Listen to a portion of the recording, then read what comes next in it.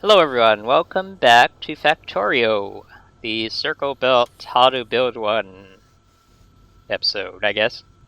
Last time we covered random sampling, which is basically pick stuff up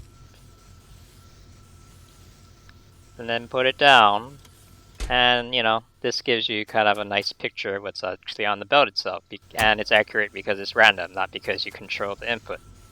So anyway, what we're going to do next is, though, create a buffer system, which is actually it's actually a variation on this, or has a similar concept.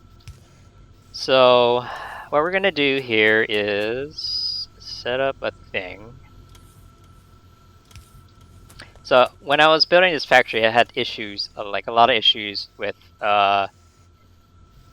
sometimes there'll be way too much copper plates, and then sometimes there'll be way too much iron plates, and it's partly my fault because I did this mixed ore thing on purpose. I thought I'd give myself a challenge, but what would happen is that sometimes more copper comes in, and sometimes more iron comes in, and you have no control over it a lot of the times.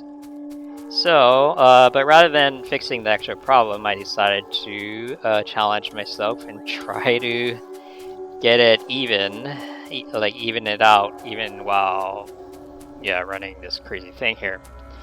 So anyway, what I kind of came up with was a buffer system here, and here's the most basic one. It's just 2 chests and filter inserter, which you instruct to pick up what you want to buffer, and just 2 of these things kind of going in and out.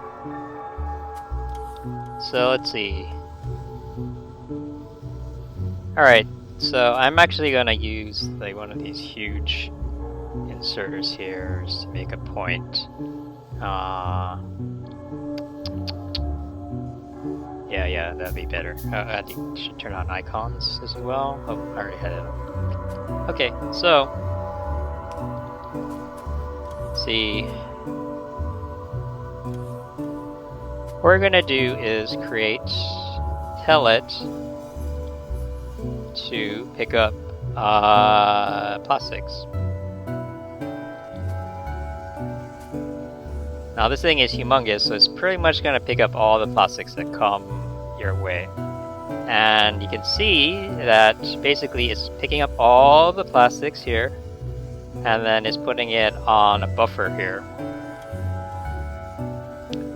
So it takes in more than it needs to, and then out here the output, it just places 1 plastic at a time, and here it's just basically grabbing everything.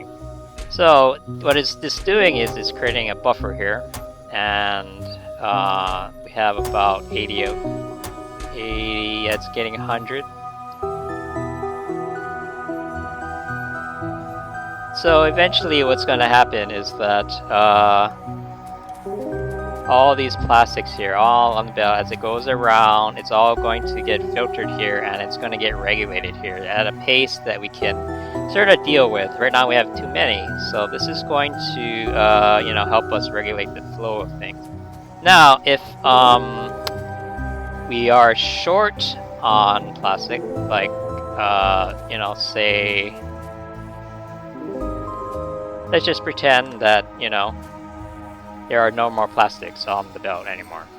So what it's going to do is that it's going to use the buffer from here, and it has some 100 or so stored up, and it's going to continue placing it down as normal.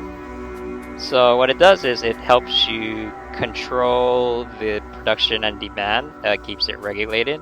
So when you don't have enough, it'll have this much, put it into the buffer, and when there's too much, then I'll keep it under control. So in theory, it'll keep, always have just enough of plastic at all times. In theory. I found out it wasn't as easy as I thought, but it works. So There you go. So that's a buffer. That's basically a buffer in a nutshell. Hope you found that interesting. Yeah, these things are used in real life as well. You know, as like flow control and like air conditioning, pipe, sewage,